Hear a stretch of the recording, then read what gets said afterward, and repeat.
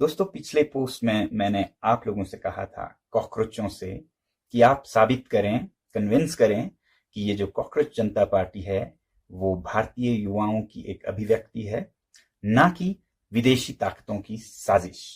तो इसके बाद आप लोगों में से बहुतों ने कमेंट्स में इसके बारे में लिखा है और दीप के जी ने मुझसे राब्ता कायम की, मेरी उनसे बात हुई और उन्होंने ये डेटा मेरे साथ शेयर किया जो अभी मैं आपके साथ बांट रहा हूं। और उनसे बात करके मुझे वैसे भी लगा कि इनका कोई गलत मंशा नहीं है, बहुत ही देश प्रेमी हैं, बल्कि एक कुर्बानी, एक सैक्रिफाइस कर रहे हैं देश को सुधारने के लिए। और आपने ये भी देखा होगा कि 6 तारीख को शनिवार को वो दिल्ली में लोगों को बुला रहे हैं ताकि हम शिक्षा मंत्री के इस्तीफे के बारे में मांग करें। अब उनका और आप लोगों का कारण तो नीट के पेपर्स या CUET और CBSE के इम्तिहान हो सकते हैं, मगर मेरे लिए ये और भी बड़ा मुद्दा है। देखिए, पिछले 4 दशकों से मैं शिक्षा के ही क्षेत्र में अपनी जद्दोजहद करता रहा हूं। जैसे ही मैंने इंजीनियरिंग खत्म की, मैं शिक्षा को सुधारने में ही लगा, वो भी सरकारी स्कूलों में, दूर के गांव में। School books teach them, for example, how to make tea, and they can easily produce that back in their answer books. You see, first boil the water, then put the tea leaves and put the milk and things. But they can only write that on paper. They cannot make tea. और जब मैं कुछ बदलता नहीं देखता हूं तो मायूस हो जाता हूं, कुछ करने की जरूरत महसूस करता हूं। तो बड़ा मसला है, हो क्या रहा है हमारे शिक्षा के साथ। बहुत अच्छे नीतियां आ रही हैं जिनसे मैं बहुत खुश हूं। नई शिक्षा नीति आप लोगों ने देखा होगा, मगर उस पे अमल कितना हो रहा है, ग्राउंड पर, जमीन पर कितना उतर रहा है, उसे देख के मैं बहुत मायूस होता हूं।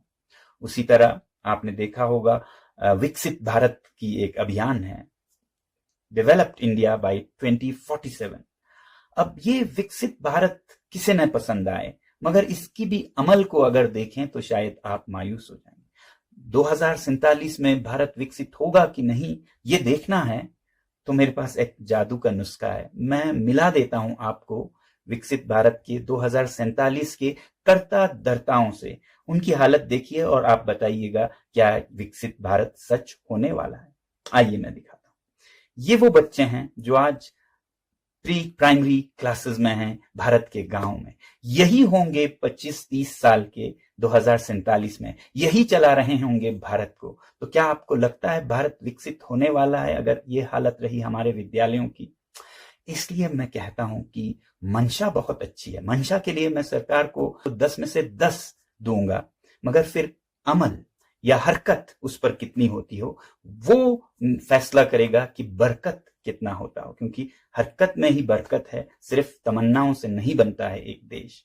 तो इसलिए अगर आप देखें पिछले 3 या 4 शिक्षा मंत्रियों को, गूगल कीजिए, देखिए कौन आए, उन्होंने क्या कमाल किया, तो उसे देखकर मुझे नहीं लगता कि विकसित भारत होने वाला है। तो मैं तो इन वजूहात, इन कारणों के लिए शिक्षा मंत्री जी का इस्तीफा चाहता हूं। आपकी बात सही है, नीट के पेपर लीक हुए बहुत बड़ी बात है, इतने लाखों विद्यार्थियों के जिंदगी के साथ खिलवाड़ है, मगर आगे क्या होने वाला है वो सवाल ज्यादा बड़ा है। तो इन सब को सुधारने के लिए मैं आग्रह करूंगा प्रधानमंत्री जी से कि किसी भी स्वाभिमानी देश में, लोकतंत्र में, कोई भी स्वाभिमानी शिक्षा मंत्री ऐसी बात हो, पेपर्स लीक हो और कुछ चल ना रहा हो, तो वो इस्तीफा देंगे, रेजिग्नेशन देंगे।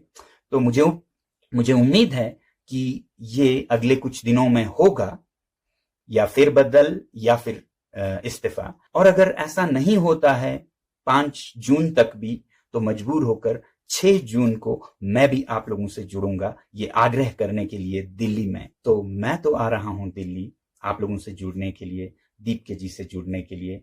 आप भी बताइएगा क्या आप आ रहे हैं। साथियों, मेरा एक नारा रहा है, if not now when, if not us who.